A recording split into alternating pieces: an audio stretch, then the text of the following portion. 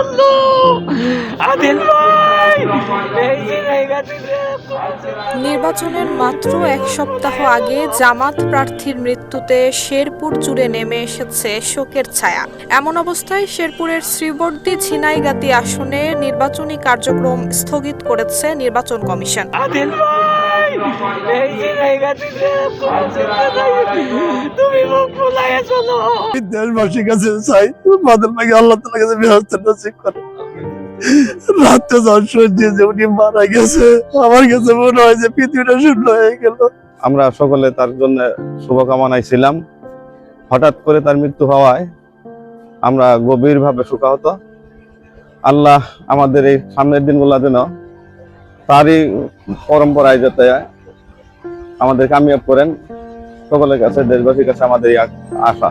আর মনোবল হতে হয় স্পাত-দৃঢ়। জেরুজালেম 25 বছরের পথ চলায় নিরাপদে রাখার প্রত্যয়ে। 3 ফেব্রুয়ারি রাত 10টার দিকে হঠাৎই শ্বাসকষ্টজনিত সমস্যায় গুরুতর অসুস্থ হয়ে পড়েন শেরপুর 3 আসনের জামাত মনোনীত প্রার্থী নুরুজ্জামান বাদল। তাৎক্ষণিকভাবে তাকে প্রথমে শ্রীবর্দী উপজেলা স্বাস্থ্য কমপ্লেক্সে নেওয়া হয় এবং সেখানে অবস্থার উন্নতি না হলে দ্রুত ময়মনসিংহের স্বদেশ হাসপাতালে নেয়ার সিদ্ধান্ত হয়। কিন্তু ময়মনসিংহ নেয়ার পথে অবস্থার অবনতি হলে তিনি শেষ নিঃশ্বাস ত্যাগ করেন। তার কাছে যখন এসেছি, উনি যেমন মুগরি যেমন তার বাচ্চাকে পাখার নিচে স্থান দিতেন, জাস্ট আমাদের এই শ্রীবর্দী এবং ঝিনাইগাতির আমাদের প্রাণপ্রিয় নয়নের মণি বাদল সাহেব আমাদেরকে তদ্রুপ ভালোবাসতেন।